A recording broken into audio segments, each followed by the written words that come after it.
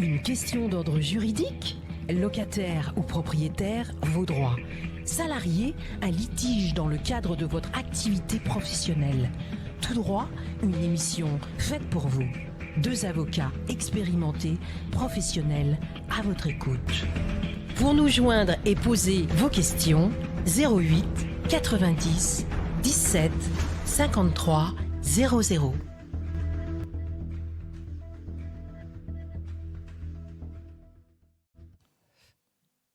Bonsoir, bienvenue dans l'émission Tout droit sur Armada, une émission hebdomadaire chaque mardi de 20h à 21h30. Un avocat répond à vos questions pour vous aider dans vos litiges. Ce soir, maître Bertrand Lecor, ici présent, va pouvoir vous aider. Bonsoir Bertrand, tu vas bien? Ça va très bien. Oui, la forme? En pleine Bon, forme, il faut répondre aux questions. Super. Donc, pour tous vos litiges, n'hésitez pas à nous appeler au 08 90 17 53 00. Voilà. En attendant, nous allons parler de petites questions. C'est bientôt les vacances. Oui. Alors, est-ce qu'il y a des choses à faire attention en période de vacances? Déjà sa maison. Oui. La protéger, la sécurité? Sans doute. Mhm. Beaucoup de vols. Donc, faut faire attention à la sécurité. Donc, il y a des sociétés de sécurité pour ça qui font très bien leur travail. Moi, je conseille effectivement de bien fermer sa porte, fermer ses volets, être très vigilant là-dessus. Et qu'est-ce qu'il faut faire si on rentre de vacances, qu'on a été cambriolé? Est-ce qu'il faut direct porter plainte contre X ou faire une main courante? Que faut-il faire, Bertrand? Tout de suite déposer plainte. Ça, c'est la première des choses à faire. Ne rien toucher. Malheureusement, beaucoup de gens commencent à rien. Se ranger. Non, parce que s'il y a des traces d'empreintes, des traces d'oreilles, tout ça. Des traces d'oreilles. Oui. Qu'est-ce que c'est des traces d'oreilles? Alors, des traces d'oreilles, c'est un très bon ami à moi qui est le spécialiste, qui s'appelle Sébastien Aguilar, qui est un policier technique et scientifique, qui a découvert que lorsque, par exemple, des voleurs veulent rentrer dans une maison, ils posent leur oreille sur la porte pour voir s'il y a quelqu'un. Ah bon? Et donc, on trouve des traces d'oreilles, alors que souvent, ils mettent des gants, mais ils ne protègent pas leurs oreilles. Donc, on arrive comme ça à avoir des traces d'oreilles. Sur les portes d'entrée, il y a des traces d'oreilles. Sur les fenêtres, sur les portes d'entrée. Et il y a eu plusieurs décisions des tribunaux judiciaires de Paris, de la Cour d'appel, où il y a eu des condamnations grâce aux traces d'oreilles. Mais est-ce qu'il y a des oreilles répertoriées comme les empreintes? Oui, ah bon? L'oreille, en fait, elle est spécifique à chacun d'entre nous, comme nos empreintes digitales. Les oreilles, normalement, c'est à l'île de la Réunion qu'on nous appelle les oreilles. Absolument. Voilà. Absolument, Nadine. Alors, pour des questions un petit peu plus sérieuses, quelle est la définition juridique d'une obligation civile? Alors, une obligation civile, c'est en général par opposition à une obligation naturelle. C'est-à-dire qu'une obligation civile, c'est un lien de droit où une personne s'engage envers une autre à faire ou à ne pas faire quelque chose. La différence d'une obligation naturelle, c'est quelque chose où il n'y a pas de sanction que l'on va faire. Par exemple, une dette qui est prescrite, on va la payer quand même. C'est une obligation naturelle, c'est-à-dire qu'elle est morale, mais elle n'est pas juridique. D'accord. Voilà. Tu as un autre exemple à nous donner? Oui, par exemple, des enfants qui sont majeurs ou des parents à qui on va donner de l'argent parce qu'ils sont dans le besoin, c'est une obligation naturelle. Donc, c'est une obligation morale, mais ce n'est pas une obligation juridique. D'accord. Et quelles sont les conditions de validité d'un contrat? Alors, il y a plusieurs conditions pour un contrat. La première des conditions, ce sont des conditions qui sont répertoriées à l'article 1128 du Code civil. C'est la capacité des parties, déjà. Qu'est-ce que ça veut dire? Alors, il faut que chacune des parties soit capable de signer un contrat ou de faire partie d'un contrat. C'est-à-dire qu'il faut... Majeur? Majeur, saint d'esprit. Donc, majeur et vacciné, pas forcément vacciné. Pas forcément vacciné. Non. Mais saint d'esprit, c'est-à-dire que si on est sous tutelle, par exemple, on n'est pas forcément en capacité juridique de signer un contrat. Ça, c'est important à savoir. Il y a le consentement, c'est-à-dire qu'il ne faut pas avoir un consentement vicié. Donc les vices du consentement, il y a l'erreur, le dol, la violence. Ce sont des choses qui affectent le consentement des personnes. Voilà. Donc, faut avoir toute sa tête en clair. C'est ça, mais c'est surtout que le consentement ne doit pas être vicié par l'autre partie. On peut, par exemple, signer quelque chose en pensant, par exemple, acquérir. On achète par exemple un aquarium en pensant qu'il va pouvoir recueillir des poissons d'eau de mer. Or, c'est un aquarium pour les poissons d'eau douce. On va considérer que là, il y a une erreur. C'est très grave, hein. C'est très très grave. Oui, hein. oui, mais pour la personne qui achète, c'est très grave parce que lui, il a ses petits poissons dans des sacs en plastique. Il ne peut pas les mettre dans un aquarium, par exemple, d'eau douce, si c'est des poissons d'eau de mer. Bon, on saura tout sur les aquariums ce soir. Une histoire d'eau. Voilà. Et la violence, c'est quelqu'un qui va forcer l'autre à signer un contrat, par exemple. Là, c'est pareil. Ça sera, le consentement est forcément vicié. Est-ce qu'on peut prouver qu'une personne n'a plus toute sa tête et comment ? Alors, Pas très sympa, mais non, c'est pas très il sympa. y a des gens, des fois, pour des testaments, qui embêtent de la famille en disant la personne n'avait plus sa tête Absolument. quand elle a fait un testament. Alors c'est un signalement que l'on peut faire. C'est vraiment pas sympa, mais Vous voyez, c'est un signalement que l'on peut faire au procureur de la République ou alors même au juge des tutelles.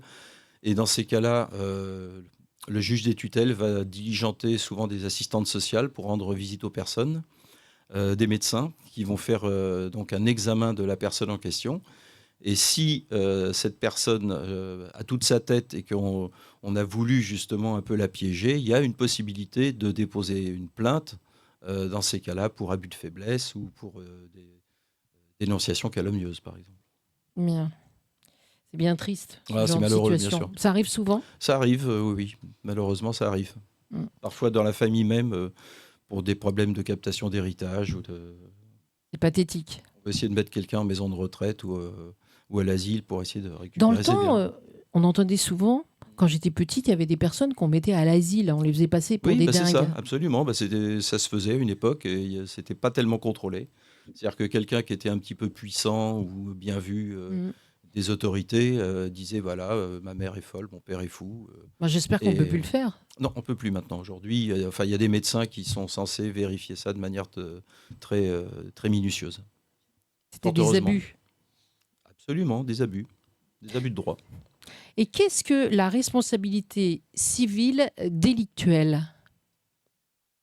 La responsabilité civile délictuelle, ça veut dire que, en fait, lorsque l'on commet... Question à 1000 francs. Tentez-vous Non. le jeu du super banco, Oui, c'est-à-dire maître que Bertrand. lorsque l'on commet un délit, on est responsable des conséquences de ce délit. Et donc, c'est-à-dire qu'on va être condamné, par exemple, au pénal, par exemple, si c'est un vol, on va avoir une peine de prison avec sursis ou éventuellement une amende à payer. Mais on va avoir également une peine civile envers la personne à qui on a, par exemple, soit cassé un bien, soit volé un bien. C'est une double peine ? Alors, c'est pas une double peine. C'est-à-dire que lorsqu'on commet un vol, il y a la peine pénale qui est la peine que l'on doit à la société. D'accord. Qui est donc Et la victime. la punition qui est faite demandée par le procureur de la République et qui est censée compenser le délit fait par la personne, et la réparation civile à la personne qui est victime et qui a un préjudice causé par le vol ou le bris de quelque chose. Là, c'est clair, Bertrand. Je te remercie, Nadine. Que faire en cas de litige entre voisins ? Et ça arrive souvent. Oui, ça de arrive. Se prendre la tête. Ça arrive très fréquemment. Avec ses voisins. Et c'est toujours très compliqué. Personnellement, non. Hein, moi, j'ai des voisins adorables. C'est toujours très compliqué. Et de mémoire, il y a eu d'ailleurs une loi en 2024 qui est censée avoir un petit peu simplifié les choses. C'est toujours pas très simple. Simplement qu'aujourd'hui, on préconise la médiation pour régler ces problèmes entre voisins. Alors, souvent, le problème, c'est la preuve. Il faut pouvoir donc... si possible, avoir des attestations. Des témoignages. Des témoignages, donc des photos.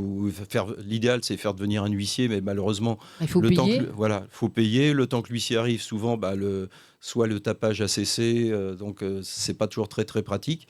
Lorsque c'est un bruit continu, là, ça vaut le coup de faire venir un huissier de justice, enfin un commissaire de justice aujourd'hui, c'est comme ça qu'on les appelle. Mais comment on fait pour appeler un commissaire de justice ? On prend son téléphone, on regarde sur les pages jaunes commissaire de justice, on essaye d'en prendre un pas trop loin de chez soi pour qu'il puisse venir... Moins cher ? Oui, parce que je pense qu'ils calculent un petit peu leur déplacement, leur temps leur temps perdu à venir chez la personne. Donc, important d'en prendre un plutôt près de chez soi.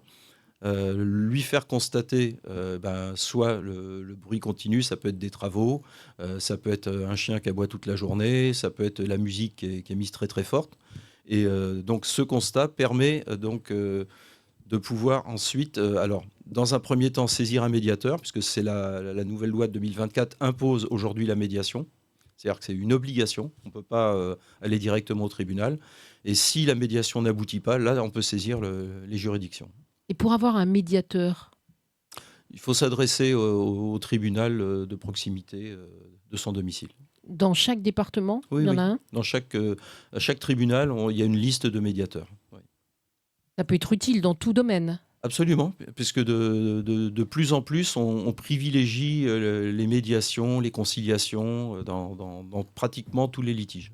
Même les divorces. Oui, aussi, parfois dans les divorces, on essaye les raccommoder. médiations, bien sûr. Oui.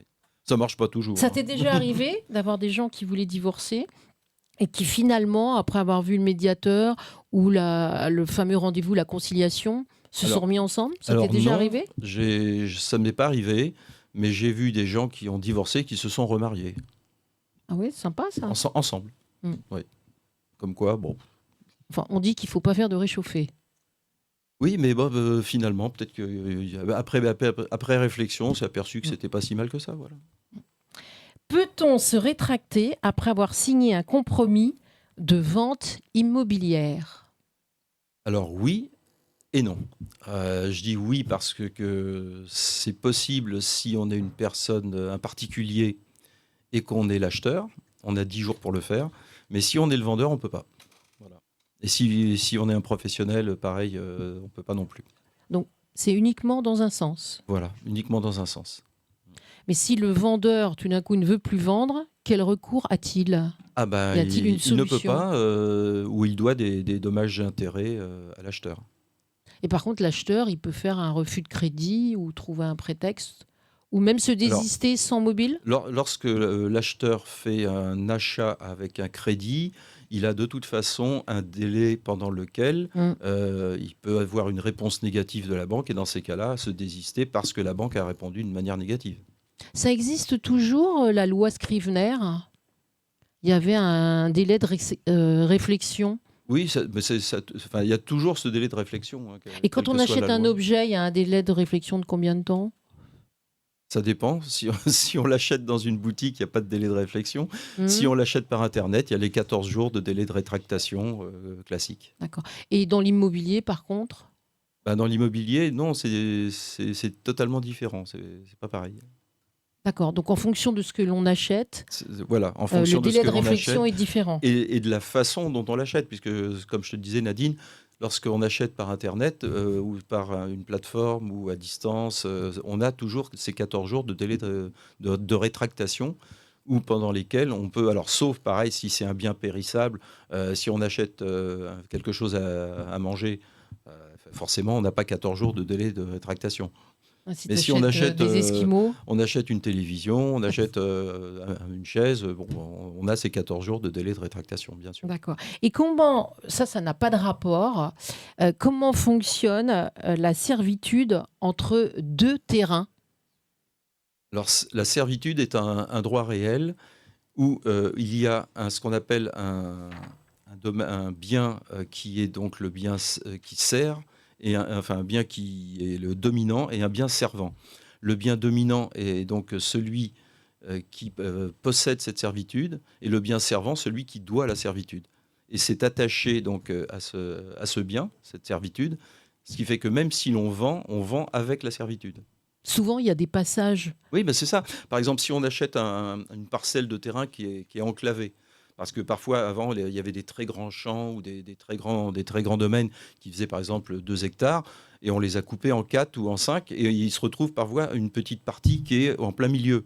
Et bien, cette partie qui est en plein milieu, la personne qui l'achète, elle a forcément la possibilité d'accéder à sa propriété, et donc il y aura une servitude des biens qui sont sur la route. Donc c'est un chemin qui doit faire une certaine taille, qui permet de faire passer un camion pour pouvoir éventuellement déménager, faire ses travaux, monter une maison, etc. Au niveau des frais, qui paye?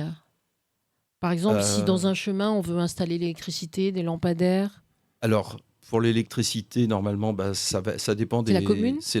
la commune peut très bien supporter certains frais à des biens qui sont éloignés. Mais normalement, aujourd'hui, tout le monde a un droit à l'électricité. Mm.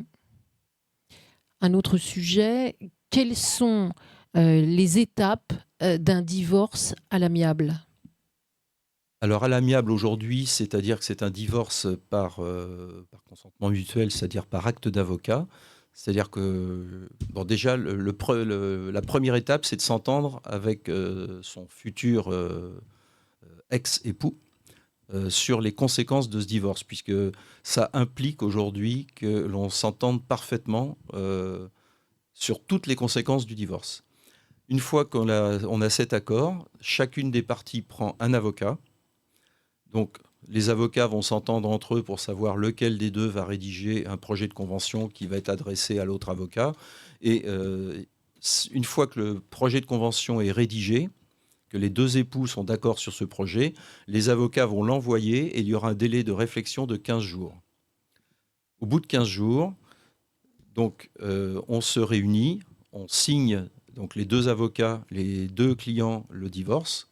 Et un des deux avocats l'envoie à un notaire qui, normalement, dans les 7 jours, va l'enregistrer et ensuite envoyer une attestation qui vaudra divorce. Et c'est l'autre avocat, en général, qui est celui qui ne l'a pas envoyé au notaire, qui s'occupe des formalités d'état civil, c'est-à-dire envoyer cette attestation à la mairie de mariage qui ensuite s'occupera d'envoyer aux mairies de naissance de chacun des époux.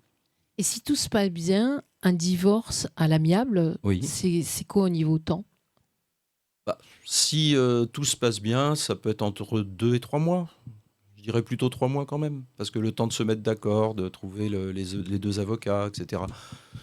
Mais en 3 mois, ça peut être fait. Ça ne dépend pas des départements ou des endroits? Non, Ça dépend uniquement du couple.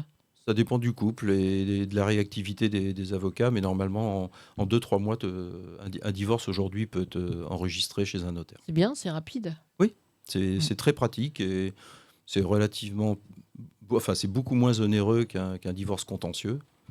Et ça permet de régler les divorces d'une manière, je dirais, plus consensuelle. Il n'y a pas le côté formaliste du tribunal, le côté un petit peu de pression qu'il peut y avoir dans une salle d'audience. Là, on n'est pas devant un juge, on est parfois dans la même salle avec chacun son avocat et bon, ça se passe plutôt, je dirais, de manière conviviale. Mais on n'est plus obligé de prendre un avocat quand on divorce. Ah si, Si? toujours. Parce que j'ai entendu dire qu'il y avait des gens qui Oui. divorçaient avec des notaires. Oui, mais les notaires, ils reçoivent la convention qui a été rédigée par les avocats. Mais alors, quel est l'intérêt? Parce que avant, les gens qui divorçaient, ils avaient chacun leur avocat. Oui. Et maintenant, on parle de notaire. Alors, qu'est-ce que fait le notaire de plus dans un divorce En fait, le notaire aujourd'hui? remplace le juge.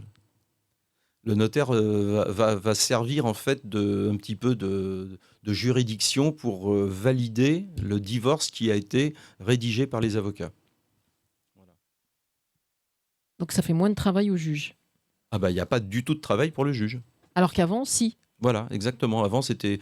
Alors, à une époque, il y avait la possibilité de divorcer avec un seul avocat, ce qui était assez pratique et c'était pas Pour très. deux? Oui, tout à Mais fait. maintenant, je crois que c'est interdit. Absolument. Maintenant, aujourd'hui, on est obligé Mm. d'avoir chacun son avocat. Ça fait travailler le commerce. Ça fait travailler le commerce, mais ça simplifie pas forcément les choses parce que parfois, il y avait des possibilités de régler assez rapidement des litiges lorsqu'il n'y avait aucun problème entre les époux. Et là, aujourd'hui, il suffit qu'on tombe sur un confrère qui cherche un petit peu à faire de la procédure, qui va refuser finalement la proposition qui a été faite. Et c'est ça qui peut faire durer parfois un divorce amiable. Voilà. Pas très drôle tout ça. Et quelle est la différence entre un divorce pour faute et pour altération du lien conjugal? Ah bah c'est totalement différent. Le divorce pour altération du lien conjugal, c'est quelque chose qui est purement objectif, c'est-à-dire que C'est quoi le lien conjugal? c'est le mariage. C'est-à-dire, on considère que lorsque l'on vit séparé avec son époux ou son épouse, aujourd'hui depuis plus d'1 année, on considère qu'il y a une altération du lien conjugal. Et donc Et donc, le simple fait de prouver que l'on est séparé depuis plus d'1 an permet de demander à un magistrat de divorcer, tout simplement. Et l'histoire... Alors que la faute, c'est totalement différent. C'est reprocher quelque chose à l'autre. Et quand on dit il ou elle a quitté le domicile conjugal, Oui. C'est une faute ? Alors oui, ça peut être une faute justement de reprocher d'avoir quitté le domicile conjugal. Donc celui qui a été quitté peut utiliser ça pour faire un divorce pour faute, ou l'utiliser également lorsque ça fait plus d'1 an pour demander juste un divorce pour altération définitive du lien conjugal.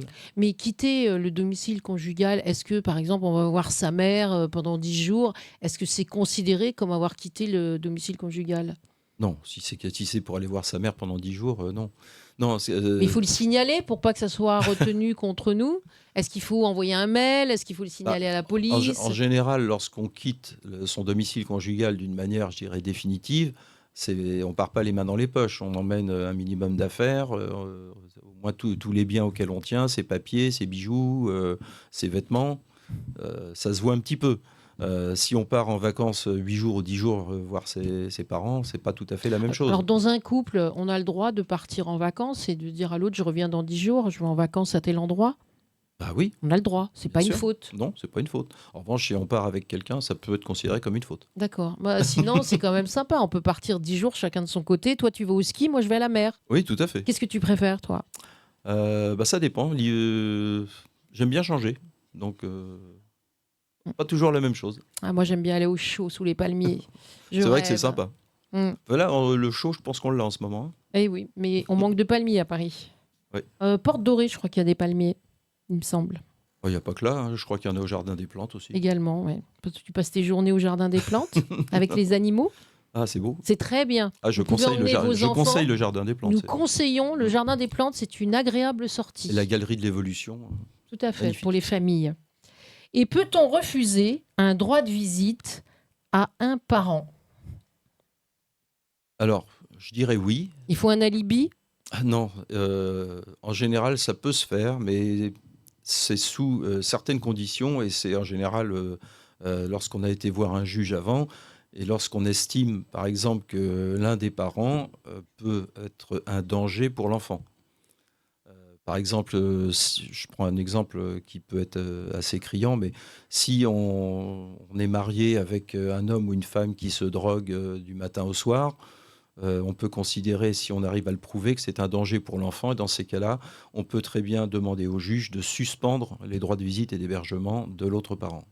Mais s'il n'y a pas d'excuses graves, on ne peut pas du jour au lendemain décider... S'il n'y a pas d'excuses graves, non. Et dans ces cas-là, effectivement, le parent qui se soustrait au fait de donner... C'est répréhensible. Oui, c'est un délit pénal, le délit de non-présentation d'enfant.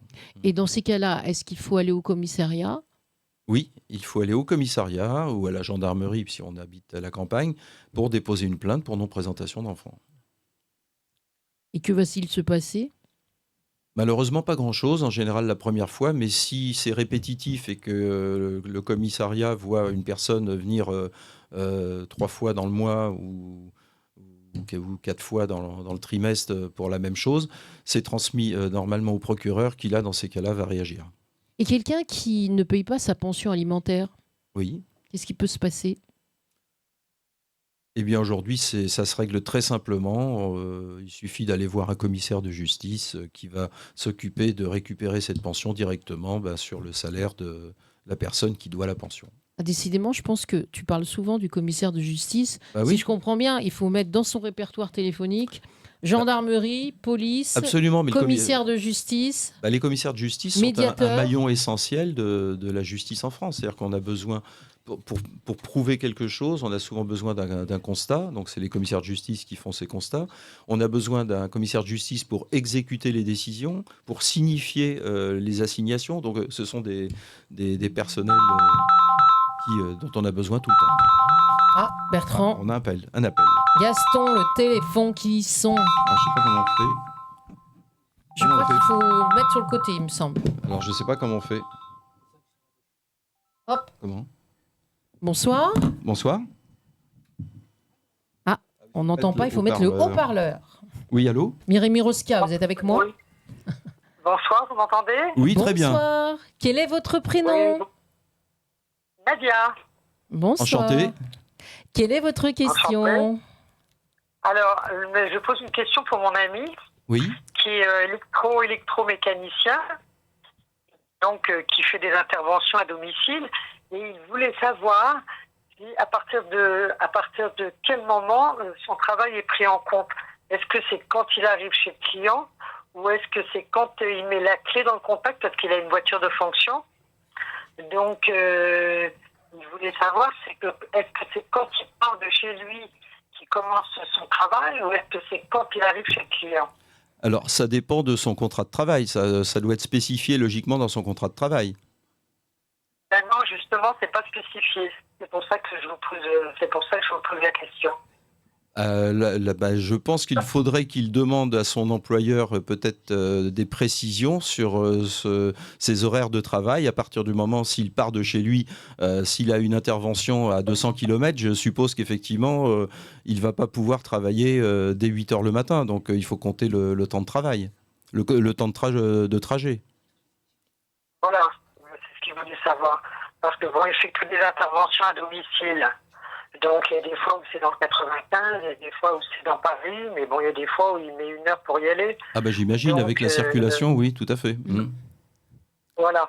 Donc, ce qu'il voulait savoir, lui, c'est que est-ce que c'était à partir du moment où il mettait la clé dans le contact et qu'il partait chez le client, ou est-ce que c'était quand il arrivait chez le client, en fait. Bah, logiquement, pour moi, c'est à partir du moment où il va partir de chez lui, où il va rentrer. Parce que sinon, ça peut être, il va passer sa journée dans la voiture, enfin, en fonction des embouteillages. Il passe beaucoup de temps dans sa voiture. Bah, moi, je pense que ça serait important pour lui de faire un courrier en recommandé avec accusé de réception à son employeur pour que ce soit précisé dans son contrat de travail, en tout cas. D'accord, donc c'est à lui, en fait, comme c'est pas spécifié sur son contrat, donc c'est plus à lui de s'enseigner par rapport à son employeur. Oui, je pense qu'en fonction de sa profession, il doit y avoir également des syndicats qui pourraient peut-être l'aiguiller également là-dessus. Il est électromécanicien. Oui, non, mais Électromécanicien, ça veut dire qu'il change les VMC. D'accord, mais je pense qu'il doit y avoir des syndicats qui pourraient l'aiguiller de manière très efficace. D'accord. Moi, je vous conseille ça. En général, on obtient de bons résultats avec les syndicats. Avec le syndicat, ok.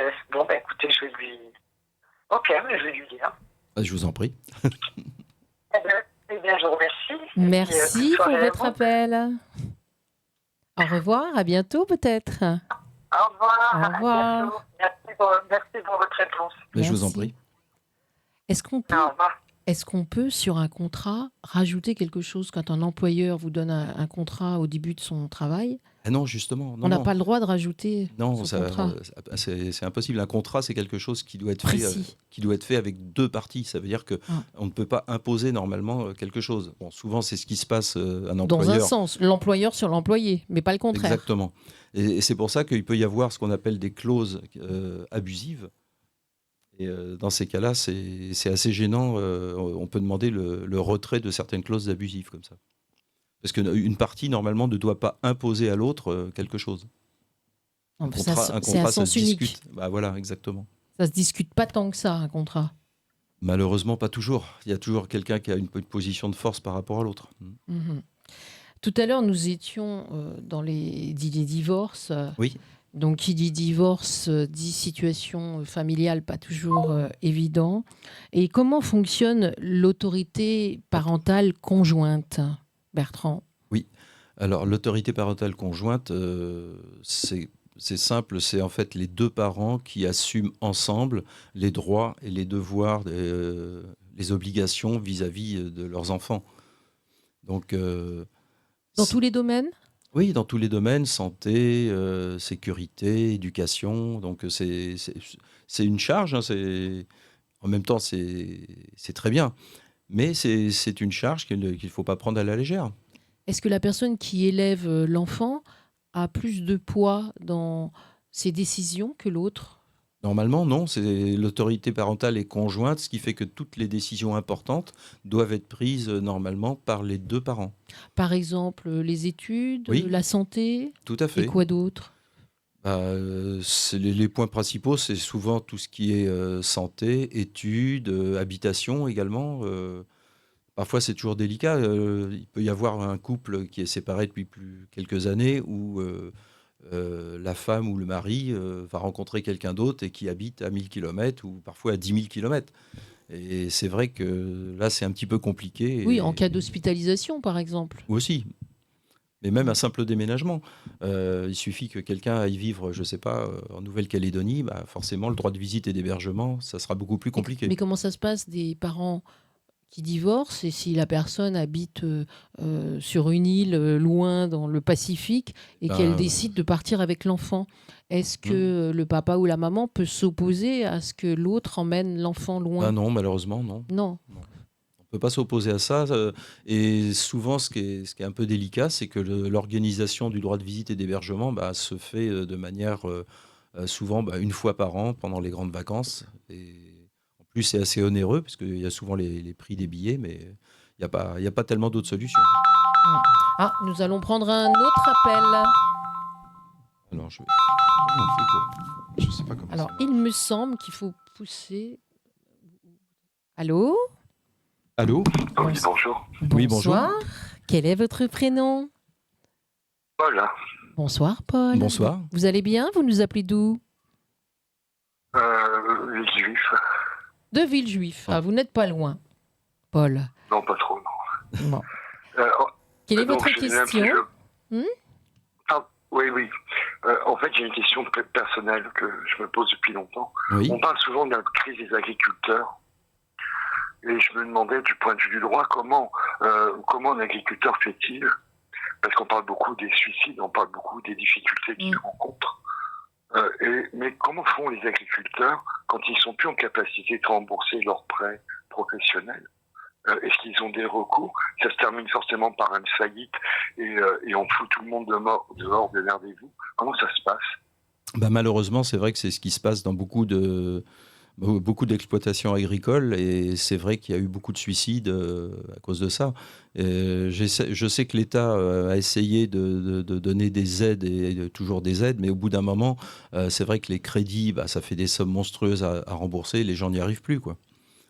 Et ça, c'est le gros problème de la France actuellement, quoi. D'accord. Donc au niveau des recours, à part des soutiens d'État quand ils existent, il n'y a rien. Du point de vue du Malheureusement, droit, non. c'est la même chose. Malheureusement, il n'y a pas beaucoup de Pardon. recours, non. Donc en fait, ils ont une situation comparable à n'importe quel autre entrepreneur. Je parle des petites exploitations, hein, moi les grandes, je ne vois pas trop ce que ça peut vouloir dire. Mais donc en gros, c'est pareil pour les petites et moyennes entreprises. C'est pareil, oui. Lorsqu'une entreprise dépose le bilan, malheureusement, ce qui se passe souvent, c'est que les gens, pour essayer de redresser leur entreprise, vont commencer à se porter caution personnelle, et ils se retrouvent avec leur maison qui est vendue et se retrouvent à la rue. Voilà, dans des situations catastrophiques. C'est vrai. C'est assez étonnant parce que, en général, une exploitation, hein, ça se passe comment en général les agriculteurs? C'est une transmission plutôt un héritage. Vos parents étaient fermiers, éleveurs, etc. Hein, pardon pour mon langage. Et puis vous héritez, puis vous prenez la suite. En général, c'est plutôt ça. Ou est-ce qu'on est sur un changement et ça s'achète un petit peu, une ferme s'achète comme une entreprise qui est vendue sur le marché ou qu'on peut créer? La difficulté des successions, c'est que lorsqu'il y a plusieurs enfants, celui qui va reprendre la ferme va devoir de l'argent à ses frères et sœurs, sauf à travailler avec eux. Donc c'est ça la difficulté aussi, c'est que ça oblige encore à payer ou à faire des emprunts pour rembourser les autres membres de la famille. Donc c'est pour ça d'ailleurs qu'il y a de moins en moins de jeunes agriculteurs aujourd'hui, quoi. C'est une profession qui se paupérise et qui commence à disparaître. Parce que c'est peut-être sur un a priori, mais j'avais l'impression que c'est un métier, ce sont des métiers particuliers. En plus, qui nécessitent d'avoir des terrains, etc., pour pouvoir travailler. Bien sûr. Donc, c'est des transmissions qui ne sont pas évidentes. Toi, elle passait par le lycée, j'ai vu qu'il y avait des lycées professionnels en agriculture, des trucs comme ça. En attendant, une fois que vous avez votre diplôme, que vous soyez dans une ferme ou pas, vous continuez comment? Si vous voulez vous mettre à votre compte, comment vous faites? Donc en fait, c'est quand même des risques particuliers. Il n'y a aucune protection sur cette particularité. C'est bien ça que vous me répondez. Tout à fait, c'est une profession Malheureusement. qui est assez difficile aujourd'hui et je dirais même de plus en plus difficile puisqu'il y a des normes qui sont très contraignantes pour les agriculteurs français que n'ont pas forcément des agriculteurs à l'étranger. Et c'est pour ça qu'ils manifestent de manière régulière et ils ont totalement raison puisqu'on arrive à avoir des produits beaucoup moins chers à l'étranger parce qu'ils ne respectent pas certaines normes que l'on impose à nos agriculteurs en France. Vous me faites penser à un autre sujet, si je peux aller un peu Bien plus loin. sûr. On a actuellement, pour faire simple, deux types d'agriculture très différentes. Une dite bio, sans pesticides autant que possible et compagnie, et une autre plutôt avec pesticides, etc. Oui. Même si c'est très normé. Mais comment font les agriculteurs? Parce qu'ils ne choisissent pas de se mettre dans un coin plutôt que dans un autre. Je veux dire, bon, on est obligé de faire avec l'existant. Oui. Comment font un agriculteur bio pour supporter une exploitation à côté de lui qui, elle, utilise des pesticides et compagnie?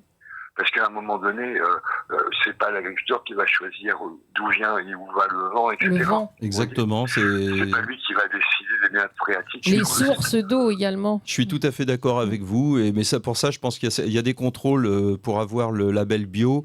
Il y a des contrôles qui sont effectués et donc en fonction des résultats de ces contrôles, on a droit ou non à l'appellation bio. Si on juxtapose un champ où il y a des épandages, à mon avis, la personne n'aura pas droit à son appellation bio parce qu'il y aura forcément, comme vous dites, en fonction du vent, des résidus qui seront sur le terrain en question. Donc il y a des contrôles pour ça et c'est soumis à justement Une réglementation. Une réglementation, Une charte. voilà, exactement. Oui. Alors, par extension, vous savez, à Villejuif, il y a des petites zones pavillonnaires. L'autre jour, je me baladais, puis j'ai vu des jardins bien entretenus. Il y avait même des potagers. Et je me suis demandé s'il y avait une réglementation particulière auprès des particuliers quand ils utilisent des produits, vous savez, genre pesticides ou pas, quoi. Non, pour les particuliers, malheureusement, il n'y a pas du tout de réglementation. Chacun fait ce qu'il veut. Après, si c'est sa propre culture que l'on consomme, je pense qu'on essaye d'éviter les produits qui sont un peu dangereux. Oui, c'est ce qui pourrait sembler de bon sens, mais en même temps, c'est pas aussi évident que ça, parce que faut l'enlever, l'herbe. Faut désherber. Ça se fait pas comme ça, quoi. C'est vrai. Il y a des produits plus ou moins J'ai eu toxiques. l'occasion de... Il y a des produits plus naturels que d'autres pour désherber. Si on prend du vinaigre blanc et du bicarbonate et certains produits, alors là, c'est moins toxique. Tu as des compétences que je n'ai pas, Nadine. Non, je ne suis pas jardinier. Non, en fait, ma question, elle renvoie sur les sources d'information et leur fiabilité, à qui je peux faire confiance. Par exemple, si je vous appelle, c'est parce que je sais qu'il y a un avocat et qu'un avocat, il va me répondre des trucs carrés, quoi. J'essaye dans la mesure du possible. Mais es-tu avocat jardinier? J'entends bien, mais je veux dire que vous êtes une source d'information plus fiable que l'individu que je ne connais pas. Et c'est pas du tout un jugement, c'est juste un constat. Quand j'ai affaire à un avocat, en général, quand il me dit quelque chose, c'est beaucoup plus carré dans son domaine que n'importe qui d'autre, a priori. C'est une compétence professionnelle. Alors j'avoue que ma compétence en matière de jardinage, elle n'est pas non plus au top. Je ne suis pas un excellent jardinier. Donc je ne connais pas trop les produits. Non, mais pardon d'avoir mélangé différents sujets, mais c'est juste parce que finalement, comment passe-t-on du professionnel au particulier, sachant que c'est des problèmes de quantité. C'est-à-dire, si on est généralement bien informé, on va faire ce que vous venez de dire, vous appelez Nadine, c'est ça. On va avoir le bon sens de peut-être employer les trucs les moins dangereux, les moins nocifs. Le problème est de savoir si on est capable de mesurer cette conséquence-là. Malheureusement, le bon sens est une chose, la réalité en est une autre. Exactement. On voit aujourd'hui ce qui s'est passé aux Antilles avec le chlordécone et avec toutes les conséquences qu'on paye encore aujourd'hui. Il y a eu des tas de personnes qui se sont trouvées contaminées, qui sont encore contaminées parce que c'est un produit qui était extrêmement contaminant et c'est passé dans les terres, c'est passé même dans la tuyauterie, ce qui fait qu'aujourd'hui il y a encore des gens qui souffrent des conséquences de l'utilisation du chlordécone qui normalement devait être interdit depuis les années 80 et que ça a continué à être utilisé, je crois, pratiquement jusqu'à la fin des années 99-2000 quoi. Beaucoup de produits pour les bananeraies. Bah oui, c'est ça, exactement. Toxiques. Et aux Antilles, il y a énormément de mauvaises conséquences. Je posais ces questions parce que je me souviens d'avoir acheté une maison qui était paumée dans le centre de la France et on m'avait conseillé de prendre à l'époque du Roundup. Moi, je suis pas sûr du nom parce que j'ai un peu oublié. Oui, et en gros, c'était un produit très puissant mais qui dégageait tout, quoi. Sauf que ça a des conséquences. Enfin, c'est des sujets qui paraissent peut-être très différents les uns des autres, mais ça renvoie toujours à ce problème que finalement, les sources d'information, les normes, c'est-à-dire que la norme, elle n'est pas là que pour m'emmerder, elle a une raison d'être. Si le produit que j'utilise est toxique pour moi-même et les autres, il y a peut-être intérêt de faire attention. C'est en ce sens-là que je vous posais ces questions-là. Bien, merci pour votre appel et à très bientôt, j'espère. N'hésitez pas à nous rappeler. Merci. Nous allons prendre un autre appel. Je vous en prie.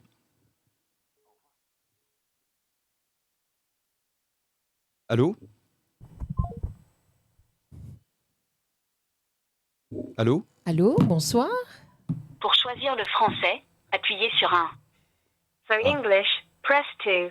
For English, press 2. Pas compris, là. Pour choisir le français, Nadine, appuyez sur 1. Je ne sais For pas. English, press 2. Bon, on va couper et puis la personne va rappeler. Là, j'ai pas tout compris. On a un là. numéro qui s'est affiché, mais bizarre. Non, j'ai rien touché. Non, j'ai essayé de simplement de décrocher, mais c'est pas. Ce sont les aléas du direct. C'est rien, c'est Bertrand qui s'amuse avec le téléphone. Qu'est-ce que tu en penses, Bertrand, de faire une petite pause musicale ? Une petite pause musicale s'impose. Allons-y.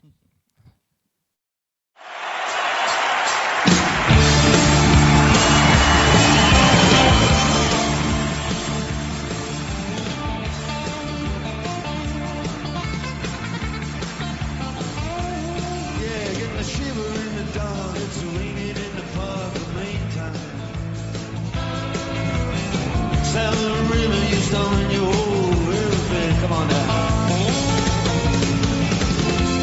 Men's going to see double falter. Yeah, you feel alright when you hear the music.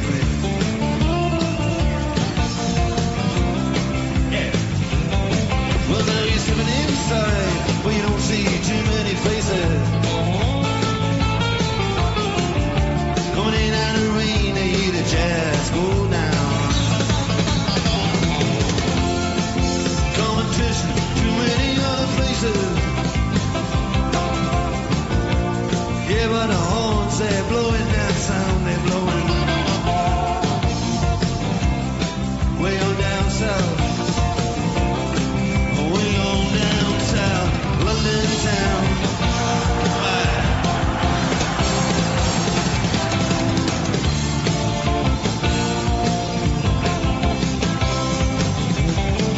Check it out, Guitar George. Now he knows all them fancy chords. He just rhythm gonna make that guitar cry and make it sing.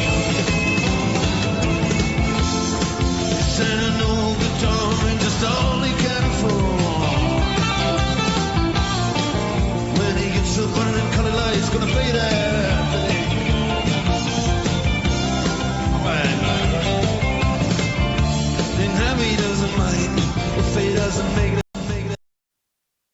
Bonsoir, un nouvel appel. Quel est votre prénom ? Bonsoir, je m'appelle Michel. Et alors donc, je n'aime pas d'ailleurs Fred, je suis désolé, mais par contre j'ai une question. Vous avez le droit ? Votre avocat. Oui. Oui, je crois. Vous confirmez que j'ai le droit, monsieur l'avocat ? Absolument, tout à fait. Tant mieux. Alors moi j'ai un problème qui est beaucoup plus important que de ne pas écouter d'ailleurs ça. Voilà, j'habite un appartement et mon voisin a une fuite. Et la fuite, évidemment, elle traverse le plafond. Et j'ai ma cuisine qui est vraiment endommagée. Alors le problème, c'est que le propriétaire refuse de faire les travaux et de réparer ça. Alors comme j'étais en urgence quand j'ai pris ce logement, j'ai pas vraiment bien regardé les clauses du contrat de location. Il me semblait que c'était un contrat lambda. Hein. Le logement, j'ai quand même remarqué que c'était pas non plus, c'était légèrement insalubre, hein, c'est vivable, hein, d'accord, mais c'est pas non plus terrible, quoi. Et il m'avait dit qu'il s'engageait à faire des travaux. Bon, jusque-là, il ne les a pas fait. En clair, vous avez une fuite. 6 mois, voilà. Alors, vous êtes locataire, d'après ce que j'ai compris, c'est ça ? Oui, bien sûr, oui, parce que j'ai un propriétaire. Oui. D'accord. Et votre propriétaire, est-ce que vous l'avez prévenu des fuites qu'il y avait ? Oui, bien sûr. D'accord. Alors oui, je l'ai prévenu, mais il ne veut pas. Il ne veut pas faire les travaux. Et pourtant, il y avait déjà d'autres travaux à faire. Parce que quand j'avais fait l'état des lieux quand même, hein, j'avais quand même remarqué qu'il y avait quelques murs un peu, il fallait refaire de l'enduit, quoi. Hein, d'accord. Oui. C'était quand même assez. Ce n'est pas un meublé, hein, je précise, hein, d'accord. Donc j'avais pu voir qu'il n'y a pas de meuble qui cachait des défauts. Et il y avait des plaintes à refaire, plein de choses à refaire. Et il n'a toujours rien refait d'ailleurs. Hein. Donc bon, et là vraiment, comme j'avais pas vraiment le choix, j'ai pris l'appartement parce que c'était ça ou je dormais à l'hôtel, quoi. Donc il n'est pas sympa, en clair. Alors, votre propriétaire, ce qu'il faudrait éventuellement, c'est peut-être lui faire une mise en demeure déjà de mettre l'appartement un petit peu dans des normes à peu près normales, parce que d'après ce que j'ai compris, il y a plein de choses qui ne vont pas dans votre appartement. Exactement. Mais le problème, c'est que c'était un engagement verbal qu'il avait pris. Vous voyez, il avait dit, vous inquiétez pas, je vais m'en occuper. Et moi, je vous avoue que ce n'est pas qu'il m'inspirait une grande confiance, mais c'est que juste que j'avais pas le choix, quoi. À ce moment-là, alors, c'était pas possible. Ce qu'il faudrait, c'est éventuellement voir au tribunal de proximité de votre domicile, vous avez éventuellement des médiateurs ou des conciliateurs. Dans un premier temps, moi je vous conseille d'essayer ça, d'expliquer le problème que vous avez avec votre propriétaire et que le médiateur ou ce conciliateur prenne contact avec lui en lui disant voilà, il y a un problème, alors soit on le règle amicablement, soit ça va aller plus loin et vous avez la possibilité vous d'attaquer au tribunal et de demander par exemple une diminution du loyer si vous estimez que vous ne jouissez pas d'une manière normale de votre appartement. Mais la diminution de loyer, il faut que ce soit un juge qui l'ordonne. Absolument. Je ne peux pas la faire de moi-même. Absolument. Voilà, ça vous pouvez. Quand même, hein. Surtout ne le faites pas de vous-même, c'est vous qui allez être en tort. C'est pour ça que je vous dis d'aller. Oui, non, mais ça j'en doutais, je vous remercie, mais ça va prendre un certain temps de faire ça, parce que là, malheureusement, oui. La justice. C'est pas rapide, je sais. Surtout en région parisienne, c'est un petit peu long. Bah oui, moi j'habite Villejuif, hein, et le tribunal, il y a une une maison de la justice et du droit, donc j'avais déjà fait ce que vous me conseillez de faire, oui. Et j'avais été retrouvé face à une huissière, je crois que ça se dit, qui était franchement toute une aide et voire qui était assez désagréable, et qui me disait non, c'est la loi, c'est comme ça, non. Elle m'a rien appris, quoi, en fait, quelqu'un qui ne savait strictement pas de quoi elle parlait. C'est pour ça d'ailleurs que je vous appelle. Oui. Alors je dis pas qu'ils sont tous comme ça, là, dans cette maison. Non, je pense que vous avez des gens très bien. Oui, vous êtes peut-être mal tombé. Je vous conseille d'y retourner. Et puis, je confirme. Oui, malheureusement, ça arrive. Mais je pense que c'est la meilleure solution, c'est ça, parce que de toute façon, il faudra que vous passiez aujourd'hui par une phase un petit peu de médiation. Et sinon, sinon, vous pouvez également faire un constat d'huissier, mais ça va faire des frais. Cher, hein. Voilà, je sais que ça coûte cher. Pour limiter les frais, Bertrand. Donc, pour limiter les frais. Pour limiter les frais, je vous conseille de retourner, d'essayer de voir avec quelqu'un cette fois-ci qui puisse être un petit peu plus compréhensif et puis surtout vous orienter vers quelque chose qui soit simple, pratique, direct et que ça prenne pas trop de temps. Si vraiment votre propriétaire est buté, malheureusement, il faudra prendre le temps de saisir les juridictions et là, malheureusement, je pense que vous en avez pour à peu près 1 an. Malheureusement. Alors qu'est-ce qu'il fait ? Il reste les pieds dans l'eau s'il a une fuite D'ici là, c'est bien un peu le problème aussi, quoi. Parce que vu l'état de l'appartement, j'ai pas l'intention d'y passer le restant de mes jours. Mais la question que je voulais vous poser, c'est que est-ce que vous me conseillez d'envoyer donc un courrier au propriétaire avec accusé de réception pour lui dire voilà, ça ne va pas, c'est pas. Est-ce que vous me conseillez de faire ça ou Oui, bien. Si vous l'avez pas fait jusqu'à présent, bien sûr, ça c'est la première des choses qu'il faudrait faire. Moi, je pensais que vous aviez déjà utilisé cette chose-là. Mais non, puisque j'ai attendu d'avoir des conseils éclairés de la personne que je devais voir à la Maison de la Justice et du Droit, et j'en ai pas bénéficié. Et quand j'ai vu l'émission, je me suis dit, je vais vous appeler pour savoir ce qu'il en est. Parce que Vous êtes les bienvenus. Vous avez je bien suis pas fait. dans un meublé, vous voyez. J'ai encore, moi, j'ai un bail, vous voyez. Je suis pas parce que dans un meublé, les gens peuvent vous foutre dehors au bout d'un mois, quoi. Donc, Tout à fait. Donc vous avez un loi de voilà. 89 classique. Bah écoutez, faites-lui un courrier sous forme un peu de mise en demeure, en expliquant et en détaillant de manière précise toutes les choses qui ne vont pas dans votre appartement. Est-ce qu'il doit mettre des Et- photos? Non, c'est pas utile. Déjà, vous indiquez de manière précise Oui. toutes les choses qui ne vont pas, et à la fin, vous lui indiquez Oui. que, sauf à ce qu'il réalise des travaux dans un délai rapide, vous allez saisir les juridictions compétentes. Une mise en Et- demeure. Et là, je vous conseille d'aller quand même, juste après ce courrier, reprendre un rendez-vous et montrer le courrier que vous avez fait. Et là, on vous orientera vers peut-être une mesure de Oui, conciliation. je remercie votre conseil, mais vous savez, j'ai peur. Le propriétaire n'est pas idiot. Vous voyez, il sait bien que j'ai pris l'appartement rapidement. Alors, je veux le payer, j'ai un travail, il n'y a pas de problème. Il sait bien que je suis dans une situation compliquée. Pour accepter un truc pareil, de toute façon, il ne faut pas avoir le choix. Hein, d'accord. Donc, je pense qu'il va se douter de toute manière que je n'ai pas vraiment les moyens de faire une action en justice. Vous voyez. Je gagne trop pour avoir l'aide judiciaire et je gagne pas assez pour me payer tout ça. Quoi. Alors, comment on Donc, pourrait aider ce monsieur, Bertrand? Malheureusement, Pardon, madame. Comment est-ce qu'on pourrait vous aider? Je demande à Bertrand. Excusez-moi, je ne vous ai pas compris. Non, mais je pense que effectivement, un conciliateur de justice ou un médiateur pourrait faire quelque chose, mais il faut tomber sur quelqu'un qui soit, malheureusement, on tombe pas toujours sur des personnes qui soient bien intentionnées. Je suis convaincu que vous pouvez tomber sur quelqu'un de bien à Villejuif qui puisse bien vous conseiller. Mais moi aussi, je ne vais pas jeter l'opprobre ou l'opprobre, selon ce qu'on veut dire, sur toute la profession. Mais de toute façon, la personne était incompétente. Elle n'était pas avocate, elle était huissière. Donc, vous voyez, je veux bien croire que les huissiers connaissent la loi, mais enfin bon, c'est pas un avocat non plus. Donc, c'est pas tout à fait la même chose. Alors, vous savez qu'il y a quand même des consultations gratuites normalement dans les maisons de justice et de droit. Il faudrait vous renseigner. Il y a des avocats Mais c'est ce que j'ai eu, monsieur. C'est ce que j'ai eu, c'est ce que je vous dis. J'ai pris rendez-vous avec un avocat pour savoir ce que je pouvais faire et je me suis retrouvé face à une initiale de justice. Ouais, donc c'est pas je normal. Me dis, bah oui, moi je remplace l'avocat. Non, c'est pas normal. Hein. Et en plus, il y a un truc, comme aurait dit Gérard Majax. Ouais, il y a comme un défaut, quoi. C'est ça, effectivement.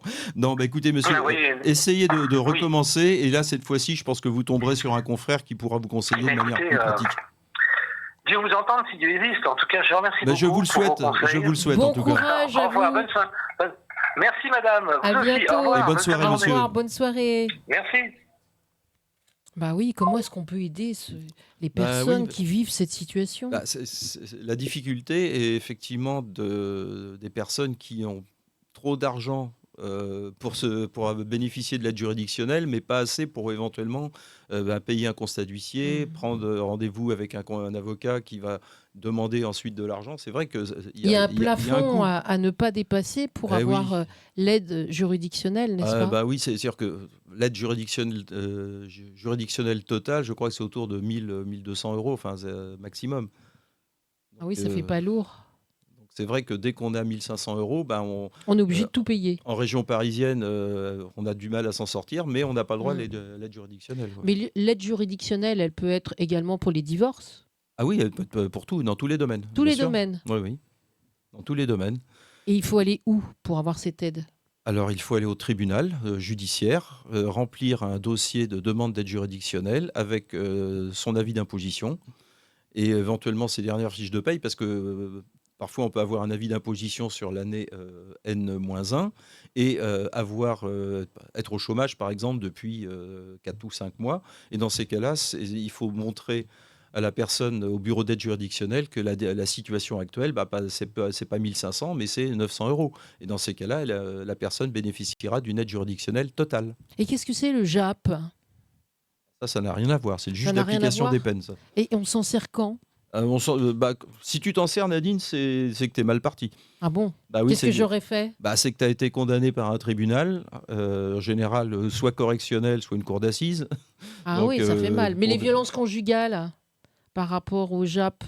Les violences conjugales, c'est le tribunal correctionnel, normalement, sauf si ça va jusqu'au meurtre, ce que je ne souhaite pas.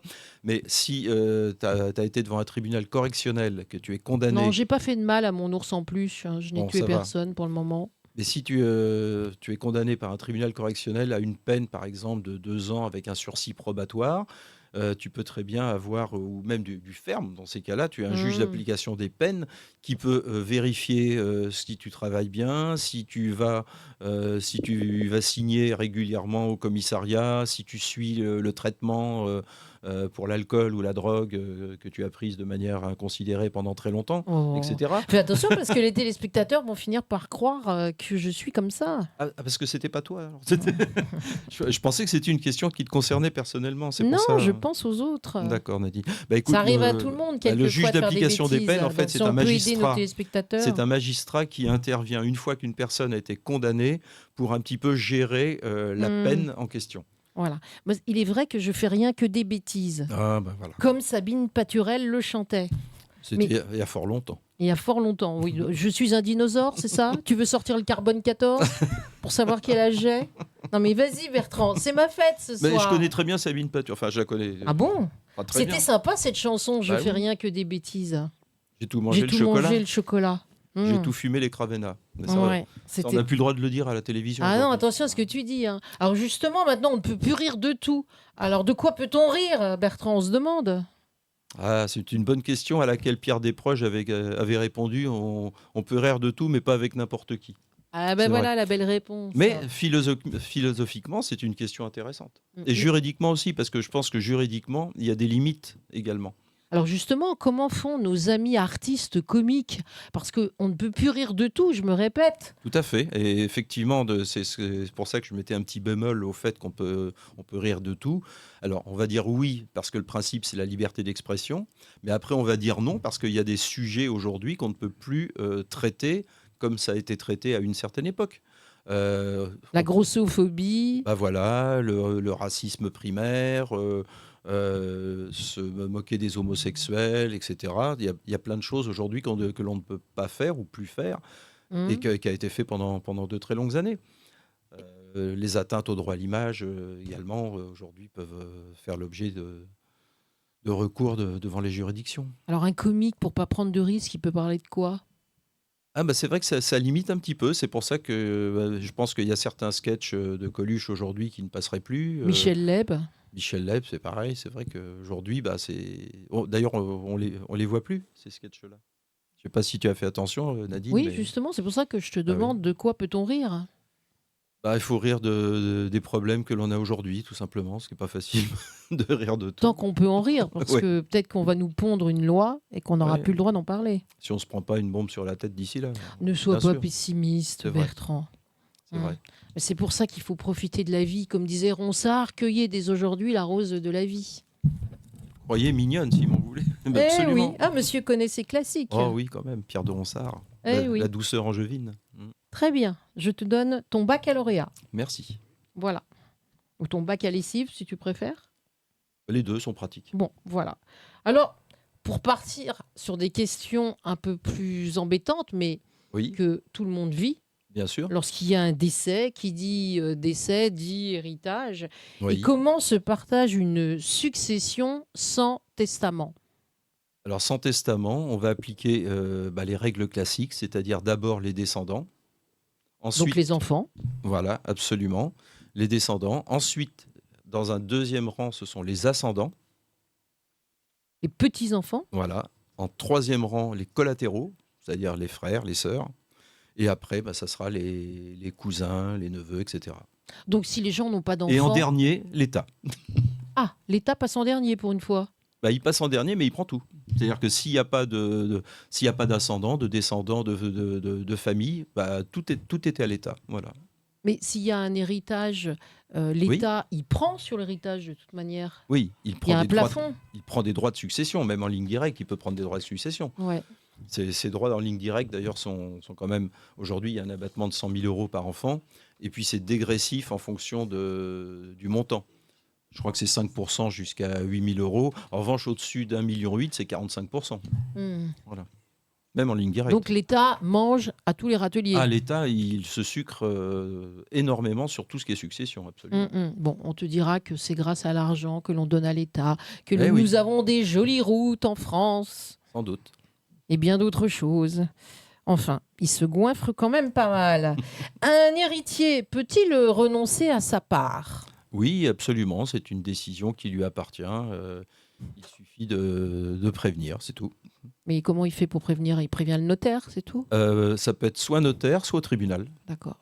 Il faut le faire de manière effectivement officielle, donc soit au notaire, soit au tribunal. Si par exemple il y a un passif plus important et qu'on ne veut pas payer le passif de la personne décédée. Alors on peut effectivement renoncer dans ces cas-là à une succession, ce qui fait qu'on n'a rien. Mais là, c'est l'État qui paye le passif ou... S'il y a du passif, oui, ça peut être ben l'État. là, hein, Mais l'État n'est pas il gagnant. y a des exceptions où on ne peut pas forcément toujours renoncer lorsque ce sont des obligations alimentaires. Par exemple, lorsqu'on s'engage pour une personne âgée de sa famille, sa mère, son père, etc. Malheureusement, non, ça, on ne peut pas renoncer. Et on a le droit de faire, par exemple, une donation aux orphelinats Oui, ou une donation bien sûr. aux animaux Oui, bien sûr. pour les refuges. Et Absolument, comment bien est-ce qu'on sûr. fait? On dit au notaire, je ne veux rien, je donne tout à la Absolument. Et tout ce qui est association comme ça ont des taux d'imposition privilégiés qui leur permet de moins payer de droits de succession que les familles. Absolument. D'accord. Est-ce qu'on peut contester un testament? Oui, bien sûr. Alors, je dirais que on peut contester pour les mêmes raisons qu'un contrat, c'est-à-dire les problèmes de capacité de la personne. Si c'est une personne qui est sous tutelle, on peut considérer que sa capacité n'était pas normale. Et on peut considérer également qu'il y a tous les vices du consentement qui s'appliquent au testament. C'est-à-dire un testament qui a été fait sous contrainte ou par erreur, on va pouvoir l'annuler. Une personne qui n'a plus toute sa tête, on peut éventuellement considérer que la personne à ce moment-là. Non, mais ça, il faudra le prouver. Oui, c'est assez compliqué. Parfois, il y a souvent des problèmes dans les successions pour ce genre de difficultés, parce qu'il y en a qui vont dire oui, mais la personne à ce moment-là n'avait plus toute sa tête, et l'autre qui a le testament en question en sa faveur va dire bah si, il n'y a rien qui prouve qu'elle n'avait pas toute sa tête. Et Bien dans ces sûr. cas-là, on peut très bien essayer d'avoir des attestations du médecin traitant de l'époque ou éventuellement de certificats médicaux si elle était suivie par exemple pour un Alzheimer. Et ben là, ça. Après, c'est une vraie enquête. Absolument. Et il y a des juridictions dans les chambres civiles qui sont spécialisées pour ces problèmes, justement. Ah bon? On peut les mandater pour faire une Non, enquête? non, c'est pas ça. C'est que dans les tribunaux, il y a des chambres un peu spécialisées en droit des successions qui sont vraiment très pointues dans ce domaine et qui vont faire parler les certificats médicaux, ou dire qu'une personne, par exemple, qui était suivie pour un Alzheimer depuis 2 ans, si elle a signé un testament à ce moment-là, on va pouvoir l'annuler, par exemple. Et puisqu'on parle de décès, si par exemple une personne est coupable d'un meurtre de quelqu'un et que c'est une personne qui hérite, est-ce que du coup elle est déshéritée le fait d'avoir commis un crime? Oui, c'est une possibilité d'être déshérité totalement à partir du moment où on a commis un crime, absolument. Pourquoi tu dis c'est une possibilité? Oui, C'est pas parce que- directement parce que annulé? c'est pas forcément automatique, mais il y a des possibilités d'annuler effectivement une succession si la personne est meurtrière. Par exemple, Le colonel Moutarde a-t-il tué non, mais avec son chandelier dans la pièce? ça peu importe, mais si par exemple une personne tue un parent, il ne pourra pas hériter de ce parent forcément. Ni lui, ni ses descendants? Ou que lui? Théoriquement que lui. D'accord.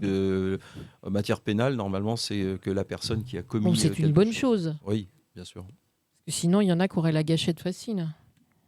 On n'est plus au cow-boy, mais bon. Parfois, dans certains quartiers, on se le demande. Hein. Ah bon? T'as déjà eu des anecdotes? Des situations étranges comme ça? Où on se C'est-à-dire posait la question si la personne était morte d'une mort naturelle ou si on l'avait aidée? Je pense que dans l'actualité, il y en a eu pas mal déjà dans les faits divers. Il y a eu la mort du ministre Boulin qui est assez célèbre pour ça. Il y a toujours eu des gros doutes sur son suicide. Il y a des histoires horribles. Hein. Voilà. Et quelles sont les étapes d'une procédure pénale? Les étapes d'une procédure pénale, c'est-à-dire Alors, parce que là, si on part dans une procédure pénale, c'est-à-dire que le début, c'est de déposer une plainte. alors d'accord, une plainte, ensuite. Alors cette plainte, soit on l'a fait dans un commissariat ou une gendarmerie, ça c'est le classique.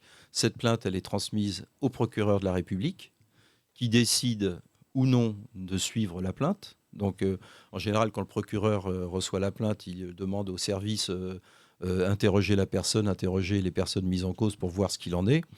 Si le rapport de l'enquête fait valoir que finalement ça tient pas la route, le procureur dit classer sans suite, et donc la plainte s'arrête là. Si en revanche le procureur estime que un délit est constitué, il a plusieurs solutions. Donc il peut très bien demander à ce que la personne soit déférée directement devant lui et peut-être saisir le juge des libertés et de la détention en disant voilà c'est grave et demander sa mise en détention. Ou il estime il a fait une bêtise et il demande dans ces cas-là à l'officier de police judiciaire, vous le convoquez pour dans 3 mois devant le tribunal correctionnel pour par exemple délit de fuite ou blessure volontaire avec ITT de moins de 8 jours. C'est des choses qui ne sont pas non plus trop graves, mais qui valent pas la peine éventuellement de mettre une personne en détention, quoi. Et qu'est-ce que la garde à vue et quels sont les droits de la personne ? Alors les droits d'une personne en garde à vue aujourd'hui sont quand même pas mal puisqu'ils ont été modifiés récemment. C'est-à-dire qu'aujourd'hui une personne en garde à vue a le droit à un avocat dès le début de la garde à vue. C'est-à-dire que avocat commis d'office ? Oui, ou on peut choisir. Choisi ou commis d'office. Dès le départ de la garde à vue, la personne peut exiger que son avocat soit présent et il peut très bien exiger de ne pas répondre à la moindre question sans son avocat. Alors qu'auparavant, souvent les policiers interrogeaient d'abord la personne et ensuite allaient chercher l'avocat qu'attendait et qui poireautait. Donc ça, c'est le droit principal, c'est ça. Le droit d'appeler également un proche. Alors au départ, c'était quelqu'un de la famille. Maintenant, ça peut être un voisin, ça peut être un ami, ça peut être... Un seul appel en garde à vue ? Normalement, c'est un appel, mais ça peut être la personne vraiment de son choix, quoi. Et un médecin également, si la personne estime qu'elle a besoin d'un médecin pour un traitement, soit pour l'estomac, soit pour le diabète, soit pour quoi que ce soit, peut exiger d'être vu par un médecin. Et le médecin pourrait faire un rapport disant que la garde à vue, par exemple, n'est pas compatible avec l'état de la personne. Une maladie grave ? Oui, par exemple, il y a certaines maladies qui peuvent empêcher une personne d'être en garde à vue, avec des traitements graves ou des... Et du coup, qu'est-ce qu'on en fait ? On les envoie à l'hôpital ? Souvent, c'est ça, oui, ça peut être une hospitalisation. Donc c'est une hospitalisation menottée ? Ça peut être, si la personne peut être dangereuse, oui, ça peut être menotté, oui. Bien sûr. Eh bien, nous allons faire une petite pause de publicité, mais avant, 08 90 17 53 00 2,50 €, l'appel. N'hésitez pas à nous téléphoner. À tout de suite. À tout de suite.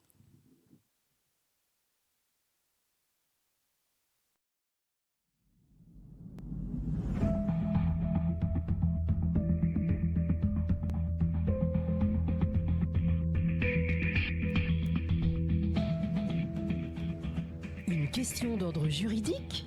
Locataire ou propriétaire, vos droits. Salarié, un litige dans le cadre de votre activité professionnelle. Tout droit, une émission faite pour vous.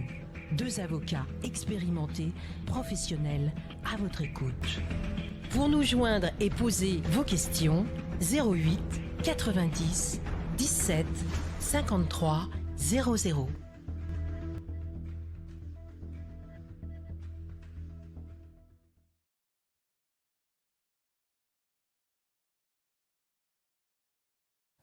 Volontiers, Nadine, ça serait pas mal une petite pause musicale. Musique. Maestro, Armada. En attendant les appels, bien entendu. 08 90 17 53 00.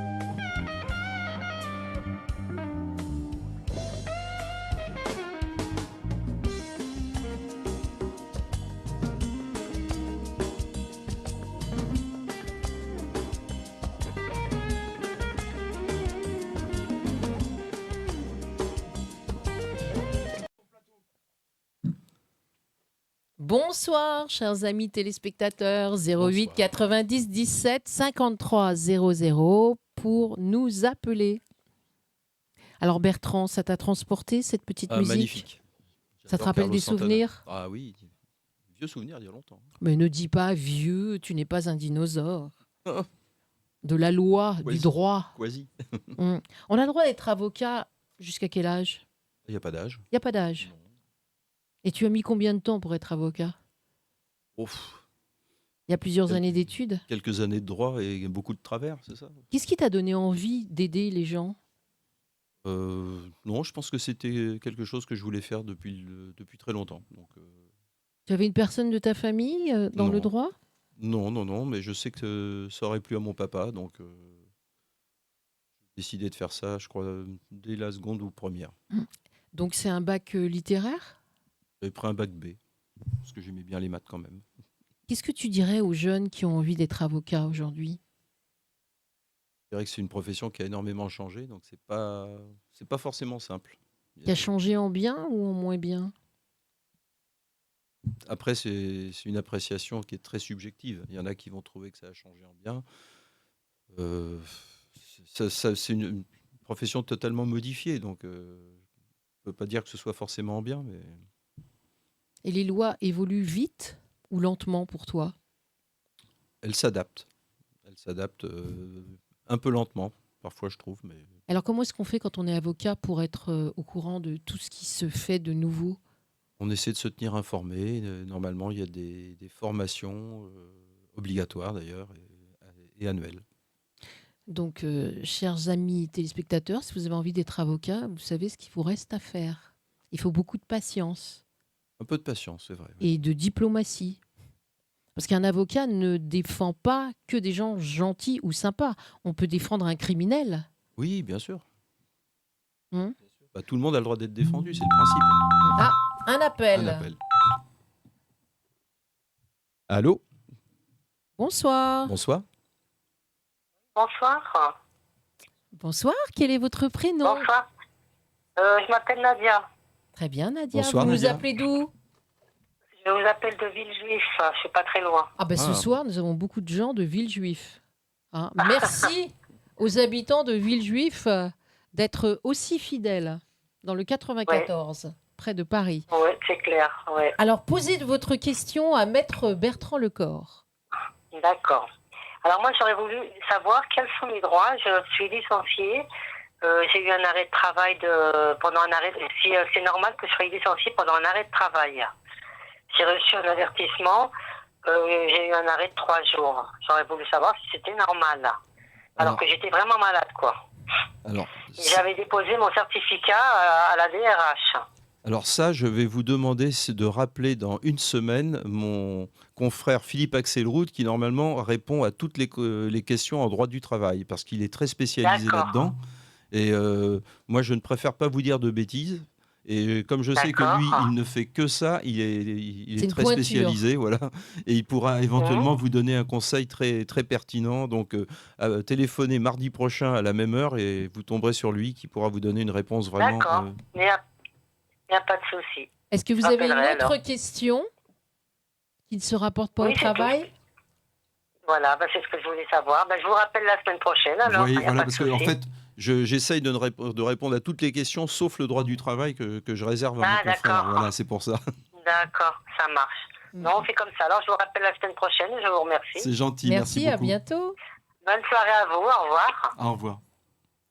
Et oui, notre je vais pas- fidèle Je ne vais Philippe. pas piétiner les plates-bandes de Philippe quand même. Bah oui. Philippe est là un C'est mardi question, sur ça. 2. Bah oui, Spécialiste du droit social et du droit du travail. absolument. Mm. Nous allons parler d'autre chose. Oui. Peux-tu me dire ce qu'est une comparution immédiate? Oui, Nadine, une comparution immédiate, en fait, c'est lorsqu'une personne commet un délit, qu'elle est appréhendée sur le fait. Par exemple, ça peut être un vol, ça peut être des coups et blessures. Et cette personne est présentée Allez. directement au procureur. D'accord. Bonsoir. Oui, bonsoir. Oui, bonsoir, je suis bien à la radio Armada. Oui, tout à fait. Nous sommes toutes oui. Chez Armada. Bonsoir, je vous appelle pour un petit conseil. Oui. Je suis caissière dans un centre commercial. Mon poste me plaît beaucoup, c'est pas du tout le problème. Et la direction veut m'envoyer en formation pour intégrer le pôle administratif. Oui. J'ai déjà refusé cette formation, moi, il y a 1 an. Et ma question était, légalement, est-ce que si je refuse de nouveau cette formation, je risque ou pas un licenciement? Est-ce que les formations sont obligatoires ou est-ce que c'est dans le droit de mon travail de les refuser plusieurs fois d'affilée? Ou est-ce que je risque ma place, en fait, tout simplement? Alors là, c'est pareil, c'est des questions normalement de droit du travail qu'il faudrait poser à mon confrère Philippe Axelrod, qui vient une semaine sur 2 avec moi et qui normalement répond à toutes les questions de droit du travail. Donc, Mardi prochain, D'accord. Philippe Axelrod Voilà, donc, sera là. Alors, je me dis en cette semaine, alors il faut que je rappelle mardi prochain. ben voilà, c'est ça? parce que je fais exprès de répondre à toutes les questions, sauf celles de droit du travail, auxquelles que je lui réserve. Voilà. Est-ce que vous avez une autre Oui, oui. question plus personnelle qui ne soit pas professionnelle? Non, c'était vraiment surtout celle-là, parce qu'après, ça concerne toutes les CDI, CDD sur mon travail, parce que ça paraît sur le monde du travail. Vous nous appelez d'où? Vous nous appelez d'où? Pardon.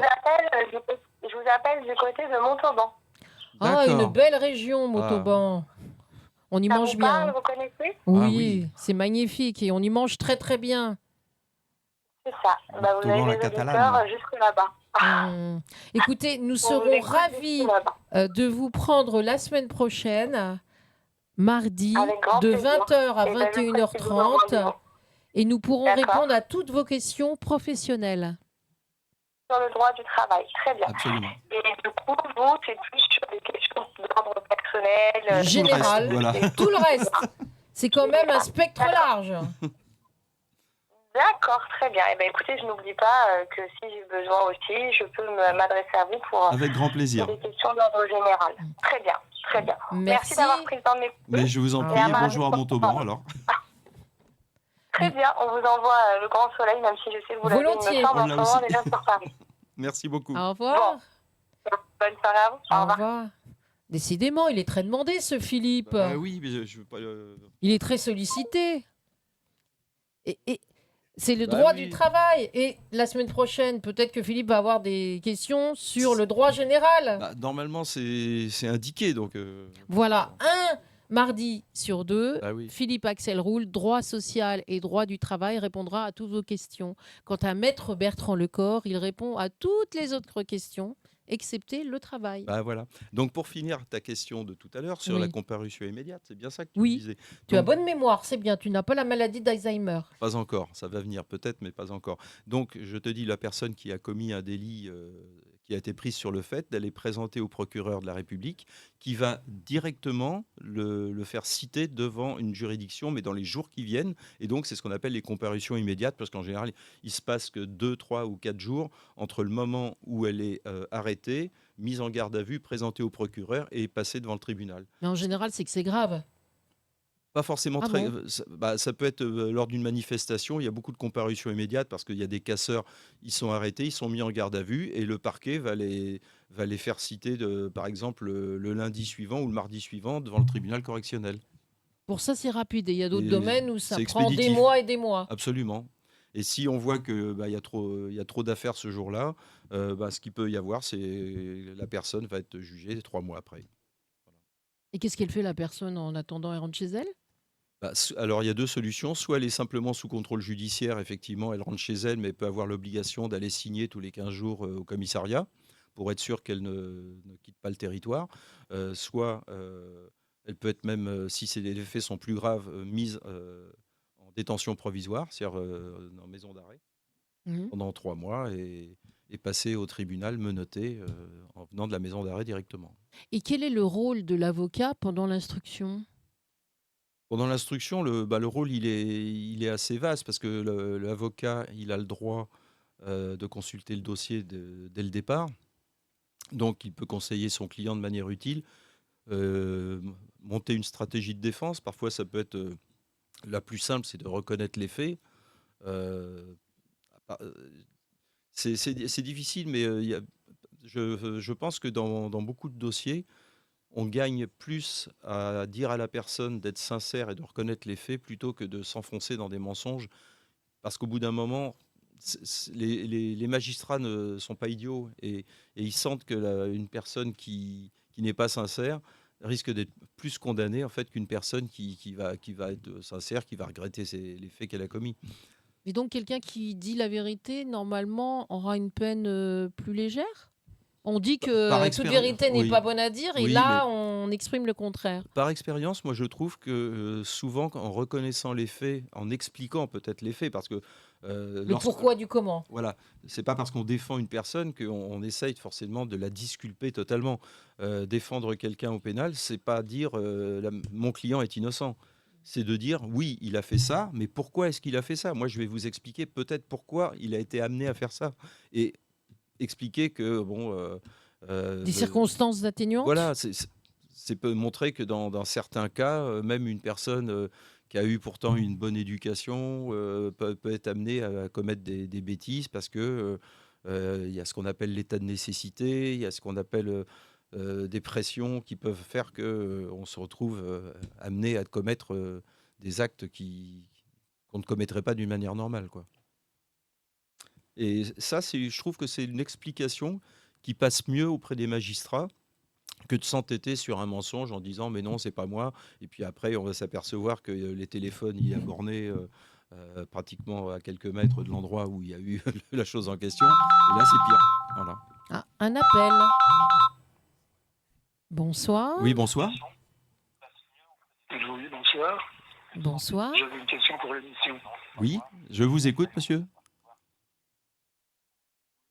Je suis une personne qui est, comment dirais-je, qui a la double nationalité et qui est détenteur de biens donc à l'étranger Oui. et qui réside en France. Quelle est la fiscalité qui s'applique lors de la vente du bien immobilier? Est-ce que c'est la plus-value française ou Ah bah non, du lieu de résidence ou la si plus-value, si vous avez une double nationalité, lorsque vous vendez votre bien à l'étranger, normalement, c'est la fiscalité à l'étranger qui va s'appliquer, c'est pas la fiscalité française. Est-ce que c'est là où il réside?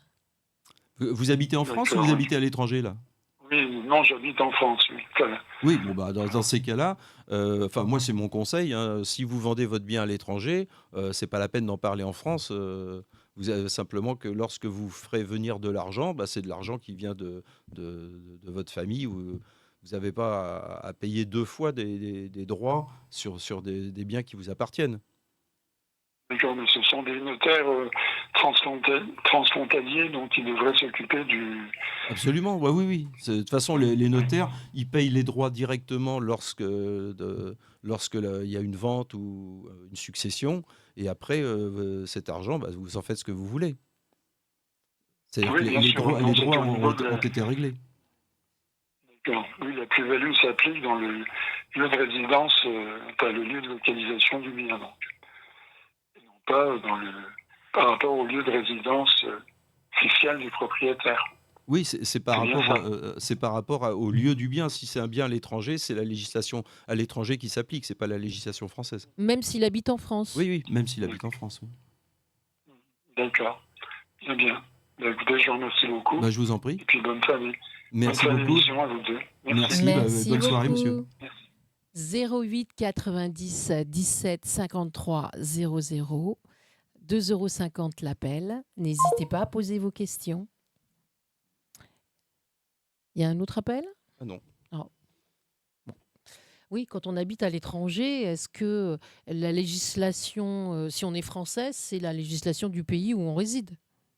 Ah oui, Pour tout problème. bien sûr, c'est comme un étranger lorsqu'il est en France, s'il fait une bêtise, c'est la loi française qui s'applique. Hein. Et sans faire de bêtises, par exemple, pour vendre un bien, C'est là où on réside. Bah oui, exactement. C'est-à-dire qu'un étranger qui achète un bien en France, lorsqu'il vend son bien en France, bah, il va le vendre selon la loi française, avec la fiscalité française. Mm. Donc c'est la même chose pour l'étranger. D'accord. Donc il y a certains pays, il vaut mieux pas être. Bah, il y a des pays où on ne peut pas acheter de biens aussi. Par exemple, tu as beaucoup. En Angleterre, il y a l'histoire du bail emphytéotique Oui, c'est ça. avec la reine d'Angleterre. Il me semble que ça appartient à la couronne, les Oui, terrains, puis c'est ça je sais qu'en Thaïlande, c'est pareil. 99 ans, si je ne m'abuse. Tu n'achètes que pour une période donnée et c'est jamais définitif. Mais donc, tu peux faire une transmission quand même à tes héritiers? Sur certains biens, mais pas sur tous, parce qu'il y a des biens où c'est limité à 30 ans ou 50 ans. Ouais. Est-ce que ça existe chez nous, un bail emphytéotique? Oui, ça existe. Ah bon?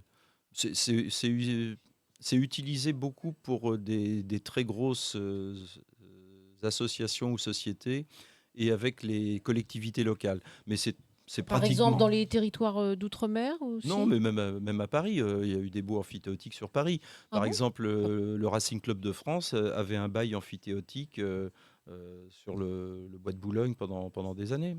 Et ça ne l'est plus? Je crois que ça a été rompu. Je ne sais pas s'ils y sont toujours.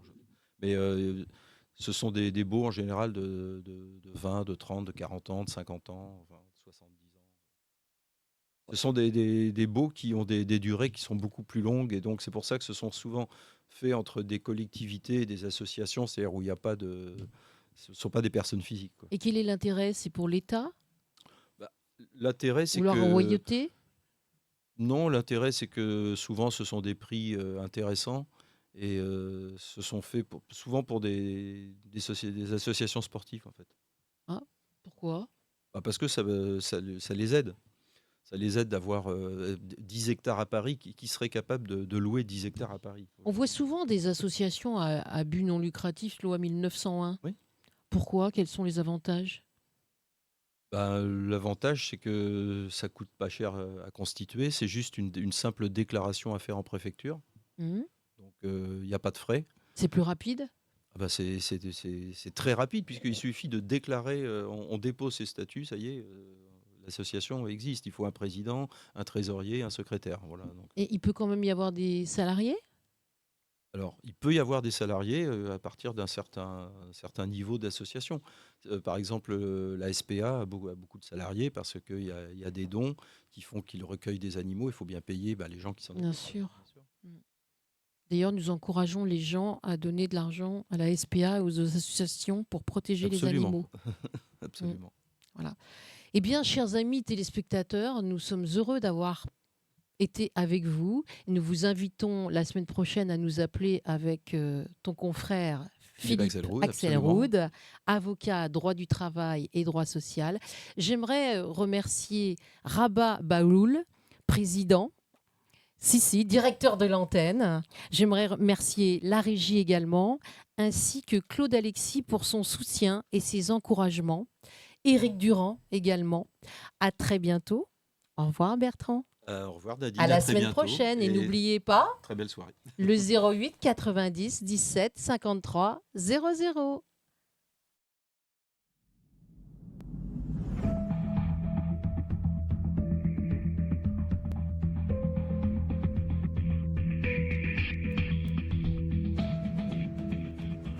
Une question d'ordre juridique? Locataire ou propriétaire, vos droits. Salarié, un litige dans le cadre de votre activité professionnelle. Tout droit, une émission faite pour vous. 2 avocats expérimentés, professionnels, à votre écoute. Pour nous joindre et poser vos questions, 08 90 17 53 00.